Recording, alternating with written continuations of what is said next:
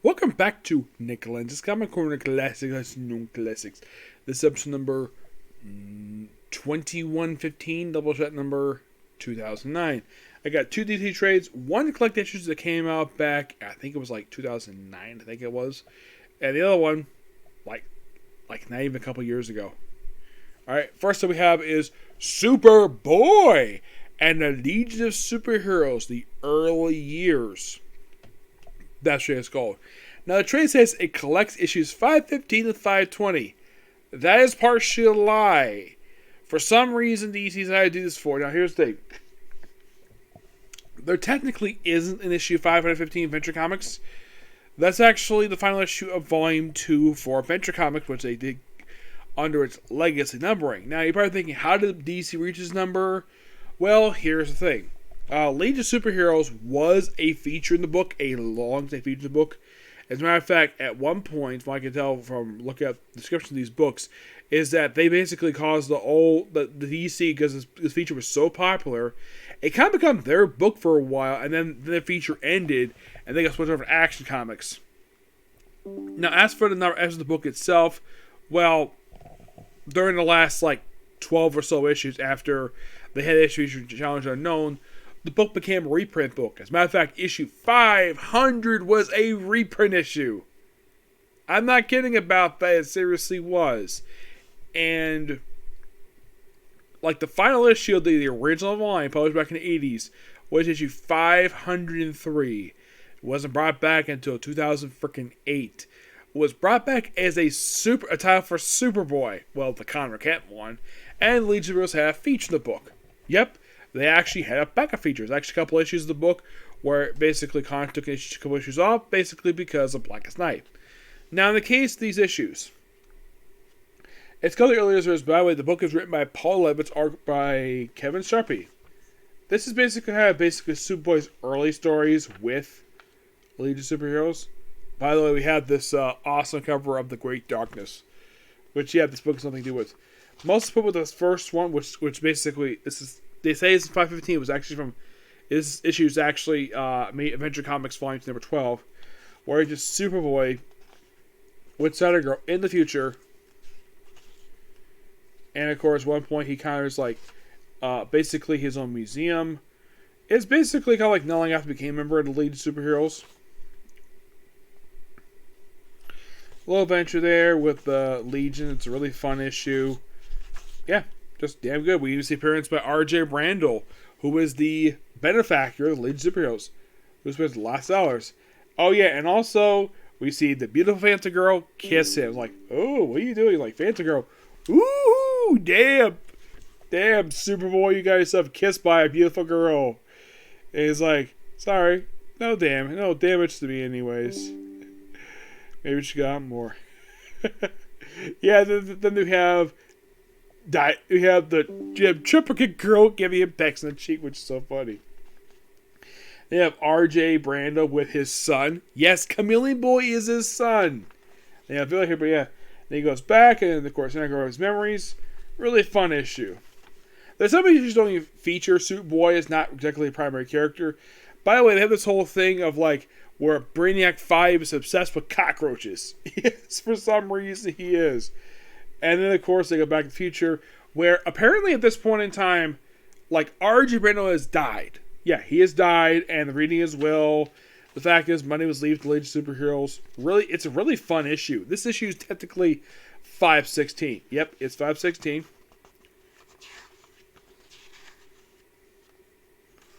It's just really fun. And then we have from 517. Well, it looks like, we have a love triangle. We have basically Cosmic Boy and Saturn Girl look like they're flirting, and Lightning Lad is jealous.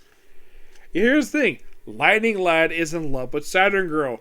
Cosmic Boy, it's not really been detailed. As a matter of fact, he's never had an attraction to... He probably does find Saturn Girl attractive, but he's not in love with her. The whole thing with 518 is focused on Saturn Girl.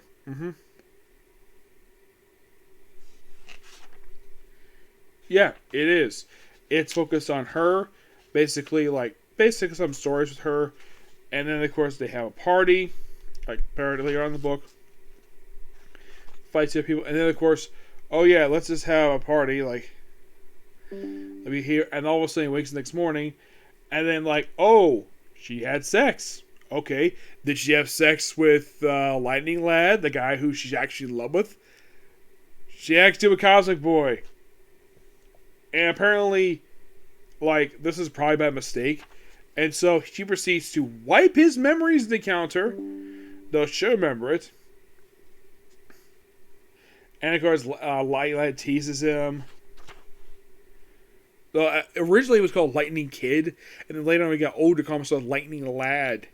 Cosmic Boy has always been Cosmic Boy. And then we have a thing basically ended with this where you have Brainiac 5 debuting the Time Bubble, which is something they would frequently use with Superboy. And then 519 we have Superboy in his museum. Spends time with Fathom Girl. Really fun stuff here. Like, great adventure stuff. Like, it's just all around just a damn good set of stories. I give this book roughly a 9.5 out of 10. It's actually, I'm going to give it a 10 out of 10. It's really good. Yeah, I thoroughly enjoy this. And here's something you might find a little surprising. Did you know this book actually went to 529 before it ended in 2011? Yes, shockingly, after these awesome 6 issues came out, the book managed to last for 9 more issues before it got canceled. And it's one of those titles that got canceled. It was not restored to #1 with New 52. Nope, it was not. It was left to the dust. I think not long after this became a book for Legion Academy for the last several issues before the book ended. I mean, it was a great idea to bring the book back. I mean, the book was only back for about a couple years, and the book ended. Yep. Next up is a book that I tend to question DC Comics why you ended this book. Wonder Girl. This, of course, is Wonder Girl Homecoming. This collects the entire... Well, this is actually the second volume for Wonder Girl because the previous Wonder Girl actually did have miniseries. Yes, this is basically Wonder Girl Volume 2, issues 1 through 7. Along with her annual. Yes, her annual. Yes. Believe it or not, annual. Along with Future State, number 1 and 2. And Material for Infinite Frontier, number 0.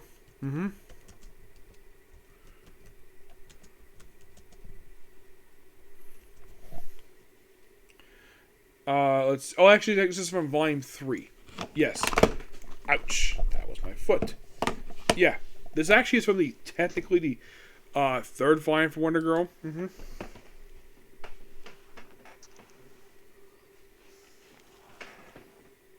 If you wonder what I'm doing, I'm looking for my phone. I dropped on the floor. I hear it.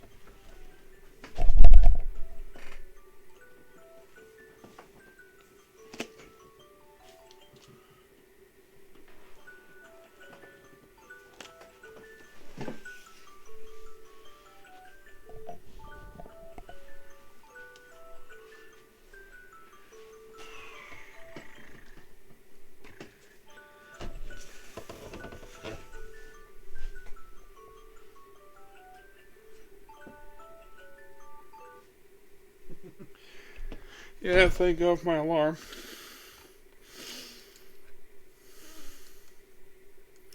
Yeah, Volume 2 was a one-shot. Yep, it was a one-shot. But you might be thinking, okay, what about the first volume for Wonder Girl? First, let me get off the floor here. Ugh.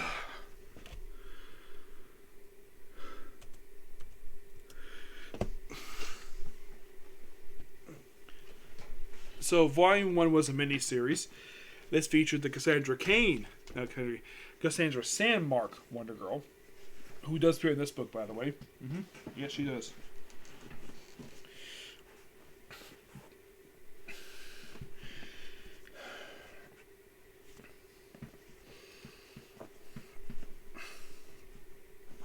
Okay, here we go. Yeah, the first volume was released in 2007, 2008. Yeah. DC, for some reason, gave Cassandra Network a limited series as Wonder Girl. And yet, Donna Troy had a mini-series that brought her back. Yeah, but she never had one as Wonder Girl. Or even Troya for some reason. Nope. And the second volume was just a one-shot. So you could kind of consider this to be the second volume for the series. But actually, it's the third. Now, this basically is the debut of Your Flower.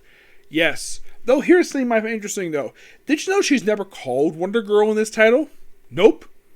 She has the costume, which costume does not make its first appearance until issue 4 of this title. Yes, it takes her 4 issues to get this very costume. Yes. Now, we have another lost tribe Amazons, because first was the Brown Hive, which is where Artemis is from. Now it's another lost tribe. Yes. For some strange reason, it's like this. I do not know why. Oh, by the way, the creator behind the original book was Jay Torres. He's the one who wrote the original volume of the book.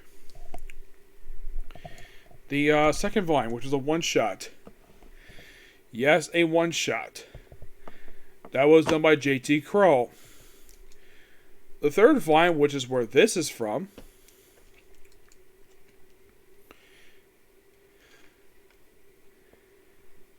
now, it is kind of strange, though, that this character is, well, they say she's the 4th Wonder Girl. Yes.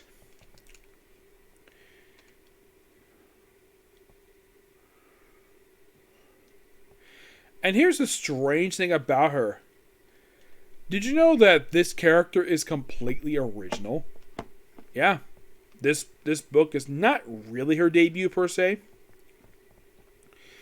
But this version of the character made first appearance in the Crisis number 0 and Frontier number 0 in her own short story. Now, most of the push, she's trying to establish her as a hero in Brazil because the character is Brazilian. Yes, an international superhero. You're probably thinking, is DC Comics trying to get on the, oh, let's just change Wonder Girl's sex, let's change her skin color to look like this? No, this is a completely different character. This book is also written and drawn by Julie Jones, who had just came off of the awesomeness of a run for Catwoman. Yep. Now, surprisingly, the annual, yes, the book had an annual, that was released, let's see. You see, the first book came out in, let's see, the final issue of this book came out in January. Yes, January of last year. The first issue actually came out pretty late. Was it kind of like March? No, it came out in May. And you're thinking, really? Why the heck would it come out in May? Honestly, I have no idea. By the way, the annual that came out for this book came out in August. And you're probably thinking, August, let's see. May, June, July. So basically the annual came out between issues 4 and 5. Came out, let's see. 4 came out, now here's a strange thing though. First issue released in May. Second issue released in July. Yes, July. For reasons. And then it just came out the following month. Yeah, for some reason it skipped a month. I do not know the reason for that. 3 comes out in August. 4 comes out in October. 5 comes out in November. Okay. Issue 6 comes out in December. Alright. And the final issue comes out in January. Now, you're probably asking, Nick, was there a delay with this book? Yes, there kind of was, for some strange reason. It felt like the book took a little bit longer than expected. Maybe the reason why DC canceled this book, and this is my honest opinion about this book, is that some people were getting tired of the delays, and I think that when the series skipped the month, I think that nearly killed it in sales. So, by issue 3, she meets up with her predecessor Wonder Girl, Cassandra Sandmark. And then by issue 4, she meets up with the original Wonder Girl, and this is my opinion, original Wonder Girl, Donna Troy. Yep, Donna Troy. which is probably for her, probably for us that we've seen in comics at this point in time. Let's see. I think she was also appearing in Titans Academy, but very irregularly. Is this title bad? Nope. DC hyped this book up like crazy. And the book got canceled after 7 issues.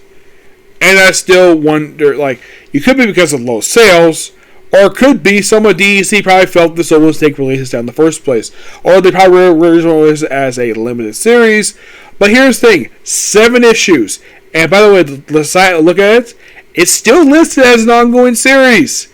Despite being canceled after only 7 issues. 7! This book also included her actual debut, which was in Future State Wonder Woman, where she was the future Wonder Woman. Which I'm glad I put it after this book. Which, probably her last issue, leads into Trial of the Amazons. Which in the aftermath of stories where she finally gets her title of Wonder Girl, which she didn't like very much, but she accepted anyways. That bad? No. It's really good. It is shocking what DC did with this character. Which you might be asking, what did DC do with this character? Practically nothing. They had this horse that she had called Jerry, who actually appeared in Future State when they brought him here in issue 4. Now, there's also one here in the cover called Demon Woman.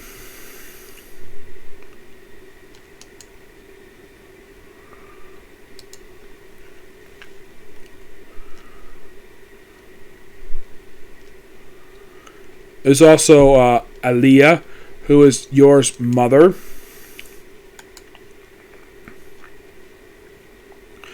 Patora, who is awesome. The same. Basically, the tribe is called the Quadis. Yes, apparently they're another version of the Amazons.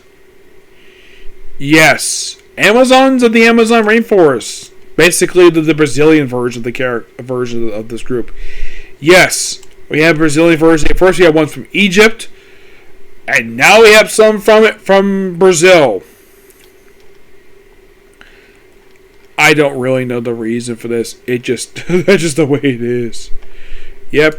And you might be thinking, okay, since this book wrapped up and Trial of the Amazons, what has she done since then? Well, she appeared in Dark Crisis. Yep. An issue of I Am Batman. Yes, she did that. Nebula, Queen of the Amazons. Yep. And the outside DC universe. That's pretty much it. Yeah, and she's also made case appearances in Wonder Woman. Yeah, she's become sort of a recurring character in the pages of Wonder Woman. Actually, as recent as last month. Yep. As the most recent she came up, but yeah, they kind of basically made her a recurring character in Wonder Woman. I don't really know the reason for it, but that's pretty much what they did with the character. At least she's still kind of featured. Yep. Is she part of any groups right now aside from her own tribe? Not really. No, she's not part of any group per se. Yeah, she's not part of the Justice League, which is surprise. Well, she was this year. She's probably a member of the Justice League that popped up in Dark Crisis. Mm-hmm.